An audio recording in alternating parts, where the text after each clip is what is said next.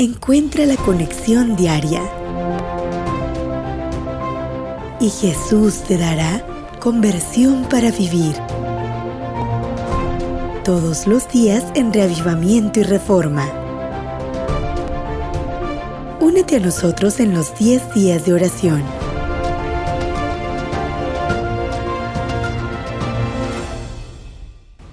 En medio de un mundo que se autodestruye como consecuencia del pecado, Dios está levantando un ejército, un movimiento, un grupo de fieles que no pelea con armas humanas, sino con las armas espirituales. Este es el llamado pueblo de Dios, su remanente. En Juan 1, 17 y 18 dice: porque la ley fue dada por medio de Moisés, mas la gracia y la verdad fueron hechas realidad por medio de Jesucristo. Nadie ha visto jamás a Dios, el unigénito Dios, que está en el seno del Padre. Él le ha dado a conocer. Propongo que si creemos que es Jesús quien nos revela la verdad y lo que hay en el corazón del Padre, entonces le preguntemos directamente a Él quién considera que es su pueblo. Juan 13:35 dice: en esto conocerán todos que son mis discípulos, si tuvieren amor los unos con los otros.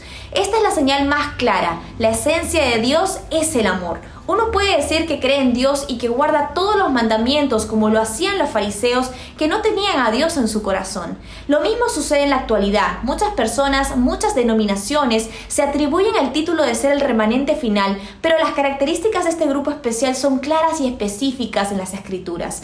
No debemos perder de vista un detalle muy importante que está en Juan 4, 23 y 24. Mas la hora viene y ahora es cuando los verdaderos adoradores adorarán al Padre en espíritu y en verdad, porque también el Padre tales adoradores busca que le adoren. Dios es espíritu y los que le adoran en espíritu y en verdad es necesario que adoren. Y es que el amor verdadero es algo que no se puede reproducir en el corazón humano si realmente no somos influenciados por el Espíritu Santo. En Efesios 1, 13 y 14 podemos ver uno de los más importantes distintivos de los hijos de Dios.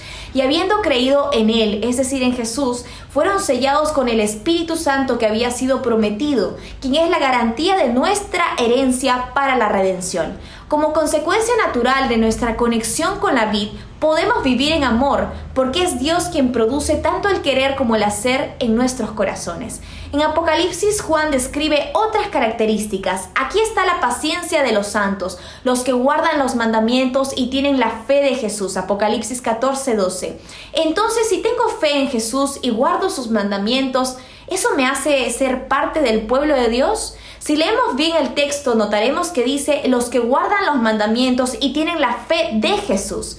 Una cosa es creer en Dios y otra cosa creerle a Dios, porque hasta los demonios creen y tiemblan. El único ser que tuvo una fe verdadera y mayor que la de cualquier ser humano fue Jesús.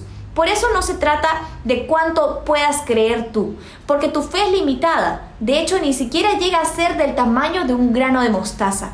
Por esta razón necesitamos la fe de Jesús, esa que hace que las montañas se muevan, que los muertos resuciten, pero por sobre todas las cosas, esa fe que convierte nuestro corazón de piedra en uno de carne. Muchas veces me he cuestionado qué implica guardar los mandamientos de Dios según Jesús. En 1 Corintios 2:14 dice: el hombre natural no puede guardar los mandamientos. Es por eso que Jesús le dijo a Nicodemo que tenía que nacer de nuevo. En Mateo 5:22 Jesús nos enseña que si alguien se enoja con su prójimo, ya transgredió el mandamiento de no matarás. De igual manera, aquella persona que codicia en su mente a una mujer ya fue infiel. Si seguimos esa lógica, podemos ver que los mandamientos que se pusieron en las tablas de Moisés son una pequeña sombra de lo que Dios intentaba mostrar al hombre en cuanto a los parámetros de su reino. El ser humano por el pecado está incapacitado para poder guardar tan siquiera uno de sus mandamientos. Es por gracia que somos salvos y llamados hijos de Dios. Por eso es interesante el proceso de cómo se forma el remanente. Jesús dice en Juan 10:27: yo soy el buen pastor y conozco mis ovejas, y las mías me conocen.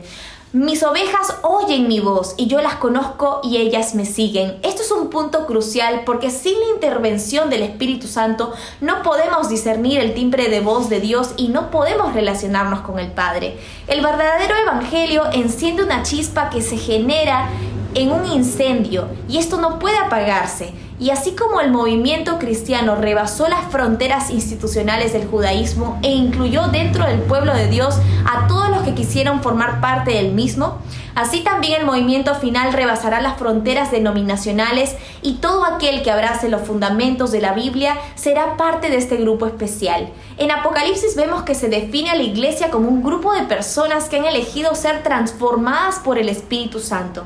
En Juan 10:16, Jesús dice: tengo otras ovejas que no son de este redil. A esas también me es necesario traerlas, y oirán mi voz y serán un rebaño con un solo pastor. Todos los que son guiados por el Espíritu de Dios, estos son hijos de Dios, como dice Romanos 8:14. Este es el ejemplo del centurión romano que pidió sanidad por su siervo. Jesús se maravilló de él y dijo: os digo que ni aún en Israel he hallado una fe tan grande. Jesús destacó la fe de una persona que no cumplía con ninguna de las características que en ese entonces se usaba para definir al pueblo de Dios. Sin embargo, llegó a gozar de los atributos de Dios como cualquier otro de su reino por su fe. También Pablo, en sus años de ministerio con los gentiles, llegó a esta conclusión en Efesios 3:6. Los gentiles son coherederos y miembros del mismo cuerpo y copartícipes de la promesa en Jesús. Dios en la cruz derribó todos los muros que nos separaban de Él. Él mismo es el puente, el camino, la verdad y la vida.